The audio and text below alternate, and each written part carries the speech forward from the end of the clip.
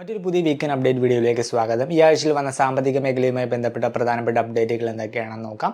ആദ്യത്തെ അപ്ഡേറ്റ് വരുന്നത് credit card ഉപയോഗിച്ചുള്ള UPI പേയ്മെൻറ്റിലേക്ക് കൂടുതൽ ബാങ്കുകൾ കൂടി വന്നിട്ടുണ്ട്. ഈ ആഴ്ചയിൽ പുതിയതായിട്ട് 3 സ്ഥാപനങ്ങളുടെ ക്രെഡിറ്റ് കാർഡുകൾ കൂടിയാണ് ഈ ഒരു ലിസ്റ്റിലേക്ക് വന്നിരിക്കുന്നത്. ഒന്നാമത്തേത് SBI കാർഡ്, മറ്റൊന്ന് ICICI ബാങ്ക്, മറ്റൊന്ന് യെസ് ബാങ്ക്. അപ്പോൾ ഈ 3 സ്ഥാപനങ്ങൾ ഇഷ്യൂ ചെയ്യുന്ന റുപേ വേരിയൻ്റ് ക്രെഡിറ്റ് കാർഡുകൾ നിങ്ങളുടെ കയ്യിലുണ്ടെങ്കിൽ അത് നിങ്ങൾക്ക് ഇനി മുതൽ UPIയുമായി ലിങ്ക് ചെയ്ത് മർച്ചൻ്റ് UPI പേയ്മെൻറ്റ് ചെയ്യാനായിട്ട് സാധിക്കും. ഇപ്പോൾ നിലവിൽ നമുക്കിത് ഭീം ആപ്പിലാണ് ലഭ്യമായിട്ടുള്ളത്. NPCയുടെ തന്നെ പ്ലാറ്റ്ഫോമാണ് ഭീം. അതുകൊണ്ട് തന്നെ തുടക്കത്തിൽ എല്ലാം ആദ്യം വരുന്നത് ഈ ഒരു ഭീം ആപ്പിലാണ്. അപ്പോൾ യെസ് ബാങ്കിൻ്റെയും ICICI ബാങ്കിൻ്റെയും SBI കാർഡ്സിൻ്റെയും റുപേ വേരിയൻ്റ് ക്രെഡിറ്റ് കാർഡുകൾ ഉള്ളവരാണെങ്കിൽ ഇപ്പോൾ നിലവിൽ ഭീം ആപ്പ് വഴി UPIയുമായി ലിങ്ക് ചെയ്ത് മർച്ചൻ്റ് UPI പേയ്മെൻറ്റ് ചെയ്യാൻ മാത്രമേ സാധിക്കും. പേസ് ആപ്പിലേക്കും അതുപോലെ തന്നെ ഗൂഗിൾ പേയിലേക്കും പേടിഎമ്മിലേക്കും ഫോൺ പേയിലേക്കൊക്കെ വൈകാതെ തന്നെ ഈ ഒരു ബാങ്കുകൾ കൂടി വരുന്നതാണ്. നമുക്കിപ്പോൾ നോക്കിക്കഴിഞ്ഞാൽ ഭീം ആപ്പിൽ നമുക്ക് മൊത്തം 11 ബാങ്കുകളുടെ റുപേ വേരിയൻ്റ് ക്രെഡിറ്റ് കാർഡുകൾ UPIയുമായിട്ട് ബന്ധിപ്പിച്ച് മർച്ചൻ്റ് UPI പേയ്മെൻറ്റ് ചെയ്യാനുള്ള സൗകര്യം ലഭ്യമാണ്. ബാങ്കുകളുടെ ലിസ്റ്റ് നോക്കിക്കഴിഞ്ഞാൽ axis bank, bank of Baroda, Canara bank, HDFC bank, ICICI bank, Indian bank, Kotak Mahindra bank, Punjab national bank, പിന്നെ ഇപ്പോൾ പുതുതായിട്ട് വന്ന SBI കാർഡ്സ്, പിന്നെ union bank of India, yes bank എന്നിങ്ങനെ 11 സ്ഥാപനങ്ങളുടെ റുപേ വേരിയൻ്റ് ക്രെഡിറ്റ് കാർഡുകളാണ് ഇപ്പോൾ നിലവിൽ ഭീം ആപ്പ് വഴി നമുക്ക് UPIയുമായിട്ട് കണക്ട് ചെയ്ത് മർച്ചൻ്റ് UPI പേയ്മെൻറ്റ് ചെയ്യാനായിട്ട് സാധിക്കുക. ഈ ഒരു ക്രെഡിറ്റ് കാർഡുകൾ ഉപയോഗിച്ചുള്ള മർച്ചൻ്റ് UPI പേയ്മെൻറ്റിനെ പറ്റി നിങ്ങൾക്ക് എന്തെങ്കിലും ഡൗട്ട് ഉണ്ടെങ്കിൽ ഈ ഒരു വീഡിയോ കാണുക. ലിങ്ക് ഐ ബട്ടണിൽ ആഡ് ചെയ്യുന്നുണ്ട്. പിന്നെ ഈ ആഴ്ചയിൽ വന്ന ഒരു വലിയൊരു അപ്ഡേറ്റ് ആയിരുന്നു ഫ്ലിപ്കാർട്ട് ആക്സിസ് ബാങ്ക് ക്രെഡിറ്റ് കാർഡിൻ്റെ ഡിവാല്യുവേഷൻ. അത്യാവശ്യം നല്ലൊരു പോപ്പുലർ ആയിട്ടുള്ള ഒരു ക്രെഡിറ്റ് കാർഡാണ് ഈ ഒരു Flipkart axis bank credit card. പക്ഷേ ഇതിൻ്റെ ഫീച്ചേഴ്സിലേക്ക് ഇപ്പോൾ മാറ്റങ്ങൾ വരികയാണ്. ഓഗസ്റ്റ് 12 മുതലാണ് മാറ്റങ്ങൾ വരുന്നത്. പ്രധാനപ്പെട്ട മാറ്റങ്ങൾ നോക്കിക്കഴിഞ്ഞാൽ മുൻപ് നമുക്ക് ഫ്ലിപ്കാർട്ട് വഴി ഫ്ലൈറ്റ് ടിക്കറ്റും ഹോട്ടൽ ടിക്കറ്റും ബുക്ക് ചെയ്യുമ്പോൾ 5% ക്യാഷ് ബാക്ക് ലഭിക്കുമായിരുന്നു. അതുപോലെ തന്നെ മിന്ത്രയിൽ നമ്മൾ ഷോപ്പിംഗ് ചെയ്യുമ്പോൾ ഈ ഒരു കാർഡ് ഉപയോഗിച്ച് പേ ചെയ്താലും 5% ക്യാഷ് ബാക്ക് ബെനിഫിറ്റ് കിട്ടിയിരുന്നു. എന്നാൽ ഓഗസ്റ്റ് 12 മുതൽ ഫ്ലിപ്കാർട്ട് വഴിയുള്ള ഫ്ലൈറ്റ് ടിക്കറ്റ്, അതുപോലെ തന്നെ ഹോട്ടൽ ടിക്കറ്റ് ബുക്കിംഗ്, അതുപോലെ തന്നെ മിന്ത്ര വഴിയുള്ള പർച്ചേസ് എന്നിവയ്ക്ക് 5% ക്യാഷ് ബാക്ക് ബെനിഫിറ്റ് കിട്ടില്ല. പകരം 1.5% ക്യാഷ് ബാക്ക് ബെനിഫിറ്റ് മാത്രമേ ലഭിക്കുകയുള്ളൂ. പിന്നെ വരുന്ന പ്രധാനപ്പെട്ട മാറ്റം, ഈ ഒരു കാർഡിന് നമ്മൾ ആനുവൽ ചാർജ് നൽകേണ്ടതായിട്ടുണ്ട്. 499 പ്ലസ് GST ആണ് നോർമലി ഈടാക്കുന്ന ആനുവൽ ചാർജ്. പക്ഷേ നമുക്കിത് വേവ് ചെയ്യാനുള്ള ഓപ്ഷൻ ലഭ്യമായിരുന്നു. ആനുവലി 2 ലക്ഷം രൂപ സ്പെൻഡ് ചെയ്ത് കഴിഞ്ഞാൽ നമുക്ക് ഈ ആനുവൽ ചാർജ് ഒഴിവാക്കിയെടുക്കാമായിരുന്നു. പക്ഷേ അതിലൊരു മാറ്റം വരികയാണ്.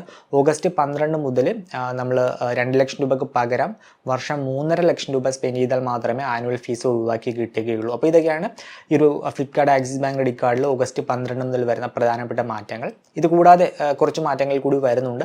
അതിൻ്റെ ഒരു ഡീറ്റെയിൽഡ് വീഡിയോ നമ്മൾ കഴിഞ്ഞ ദിവസം അപ്ലോഡ് ചെയ്തിരുന്നു. ഇതാണ് ഒരു വീഡിയോ, ലിങ്ക് ഐ ബട്ടണിൽ ആഡ് ചെയ്യുന്നുണ്ട്. പിന്നെ കഴിഞ്ഞ ദിവസം വന്ന മറ്റൊരു അപ്ഡേറ്റ് ആണ്, ഇപ്പോൾ നമ്മുടെ രാജ്യത്തിൻ്റെ സ്വന്തം പേയ്മെൻറ്റ് മെത്തേഡായ UPI മറ്റു രാജ്യങ്ങളിലും അഡോപ്റ്റ് ചെയ്തുകൊണ്ടിരിക്കുകയാണ്. ഇപ്പോൾ UAE, അതുപോലെ തന്നെ നേപ്പാൾ, ഭൂട്ടാൻ, അതുപോലെ തന്നെ സിംഗപ്പൂരിലേക്ക് ഈ ഒരു പേയ്മെൻറ്റ് മെത്തേഡ് ഇപ്പോൾ അഡോപ്റ്റ് ചെയ്ത് കഴിഞ്ഞു. അതുപോലെ തന്നെ യൂറോപ്യൻ കൺട്രീസിലേക്ക് ഈ ഒരു UPI വ്യാപിപ്പിക്കുന്നതിനുള്ള നീക്കങ്ങൾ നടന്നുകൊണ്ടിരിക്കുകയാണ്. ഇപ്പോൾ കഴിഞ്ഞ ദിവസം വന്ന അപ്ഡേറ്റ് അനുസരിച്ച് ഫ്രാൻസിൽ വൈകാതെ തന്നെ നമുക്ക് ഈഫിൽ ടവറിലേക്ക് UPI പേയ്മെൻറ്റ് ചെയ്യാനായിട്ട് സാധിക്കുമെന്നാണ്. അത് സംബന്ധിച്ചുള്ളൊരു കരാർ ഇപ്പോൾ നിലവിൽ വന്നിട്ടുണ്ട്. വൈകാതെ തന്നെ ഫ്രാൻസിലെ ഈഫിൽ ടവറൊക്കെ കാണുവാൻ പോകുന്ന ഇന്ത്യൻ ടൂറിസ്റ്റുകൾക്കും അതുപോലെ തന്നെ NRIസിനും പിന്നെ അവിടെ പഠിക്കാനായിട്ട് പോകുന്നവർക്കൊക്കെ നമ്മുടെ UPI ഉപയോഗിച്ച് ഈഫിൽ ടവറിൽ പേയ്മെൻറ്റ് ചെയ്യാനായിട്ട് സാധിക്കും. ഫ്രാൻസിൽ ഇത് പോസിബിൾ ആകുന്നത് അവിടുത്തെ പേയ്മെൻറ്റ് സൊല്യൂഷൻ കമ്പനിയായ ലിറ നെറ്റ്വർക്സുമായി ചേർന്നുകൊണ്ടാണ്. സോ ലിറ നെറ്റ്വർക്സ് ബാക്ക്ഡ് ആയിട്ടുള്ള ടെർമിനലുകളാണെങ്കിൽ അവിടേക്ക് നമുക്ക് UPI പേയ്മെൻറ്റ് ചെയ്യാനായിട്ട് സാധിക്കും. അധികം വൈകാതെ തന്നെ ഇത് നടപ്പിലാകുമെന്നാണ് ഇപ്പോൾ കഴിഞ്ഞ ദിവസം വന്നിരിക്കുന്ന അപ്ഡേറ്റ്.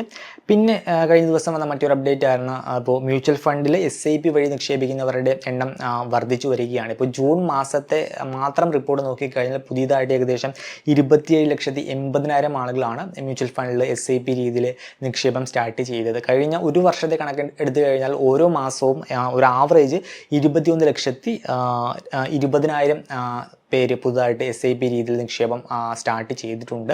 ശരാശരി SIP എമൗണ്ട് നോക്കിക്കഴിഞ്ഞാൽ ഇത് വരുന്നത് 2,214 രൂപയാണ്. മുൻ വർഷങ്ങളിൽ ഇത് 3,000 രൂപയ്ക്ക് മുകളിലുണ്ടായിരുന്നു. ഇപ്പോൾ അത് കുറഞ്ഞ് 2,214 രൂപയായിട്ട് മാറിയിട്ടുണ്ട്. ആംഫിയുടെ റിപ്പോർട്ടിലാണ് ഈ കാര്യങ്ങൾ ഇപ്പോൾ വ്യക്തമാക്കിയിരിക്കുന്നത്.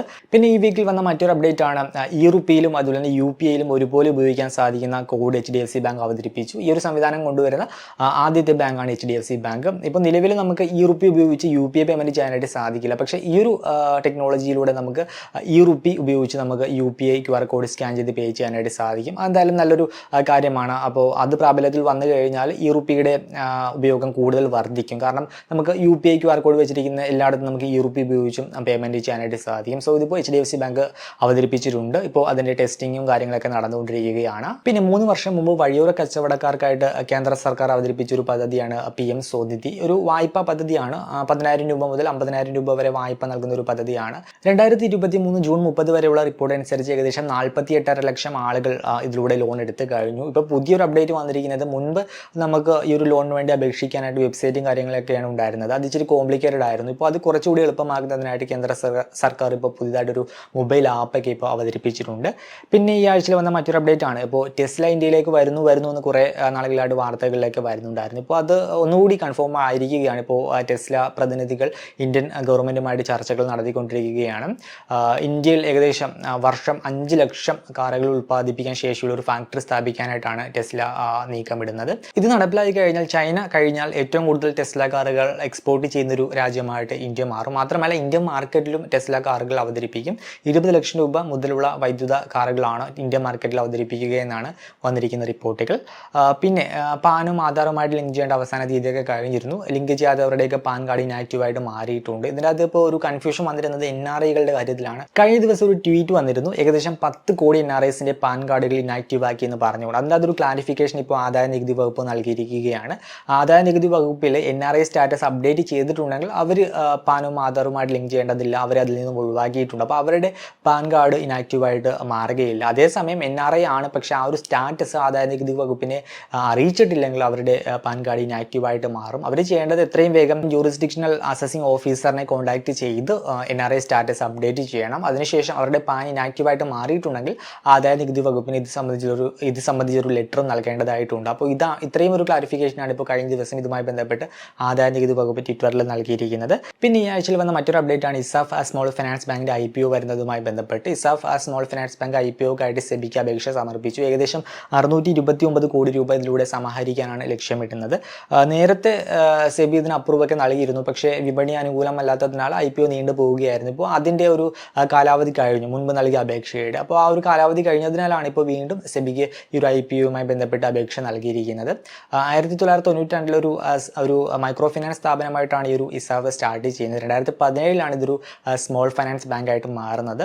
തൃശ്ശൂരാണ് ഈ ഒരു സ്മോൾ ഫിനാൻസ് ബാങ്കിൻ്റെ ആസ്ഥാനം വരുന്നത്. ടാറ്റ ഗ്രൂപ്പ് ഇന്ത്യയിൽ ഐഫോൺ അസംബ്ലിംഗ് യൂണിറ്റ് സ്ഥാപിക്കുന്നു എന്ന് കഴിഞ്ഞ കുറച്ച് മാസങ്ങളായിട്ട് വാർത്തകൾ വരുന്നുണ്ടായിരുന്നു. ഇപ്പോൾ കഴിഞ്ഞ ദിവസം വന്നിരിക്കുന്ന പുതിയ അപ്ഡേറ്റ് അനുസരിച്ച് ഇതിൻ്റെ ഭാഗമായിട്ട് ഏകദേശം 4,920 കോടി രൂപ മൂല്യമുള്ള വിസ്ട്രോൻ്റെ അസംബ്ലിംഗ് യൂണിറ്റ് ടാറ്റ ഗ്രൂപ്പ് ഏറ്റെടുക്കുന്നുവെന്നാണ്. ഇത് സംബന്ധിച്ച് ടാറ്റ ഗ്രൂപ്പിൻ്റെ ഭാഗത്തു നിന്നോ ആപ്പിളിൻ്റെ ഭാഗത്തു നിന്നോ യാതൊരുവിധ കൺഫർമേഷനും ഇല്ല.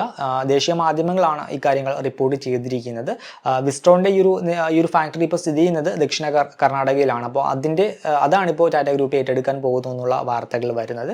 പിന്നെ ഈ വീക്കിൽ GST കൗൺസിൽ യോഗം ഉണ്ടായിരുന്നു. ആ ഒരു യോഗത്തിൽ എടുത്ത കുറച്ച് തീരുമാനങ്ങൾ നോക്കിക്കഴിഞ്ഞാൽ ഓൺലൈൻ ഗെയിമിംഗ്, അതുപോലെ തന്നെ കാസിനോ എന്നിവയ്ക്ക് 28% GST ഈടാക്കും. പിന്നെ തിയേറ്ററിനകത്തെ ഫുഡിൻ്റെ GST കുറച്ചിട്ടുണ്ട്. 18% നിന്നും 5% കുറച്ചിരിക്കുന്നത്. പിന്നെ ക്യാൻസർ, അതുപോലെ തന്നെ അപൂർവ രോഗങ്ങൾ എന്നിവയ്ക്കുള്ള മരുന്നിൻ്റെ വില കുറക്കും. പിന്നെ ട്രീറ്റ്മെൻറ്റ് റിലേറ്റഡ് ഫുഡ് പ്രൊഡക്റ്റുകളുടെ GST ഒഴിവാക്കും.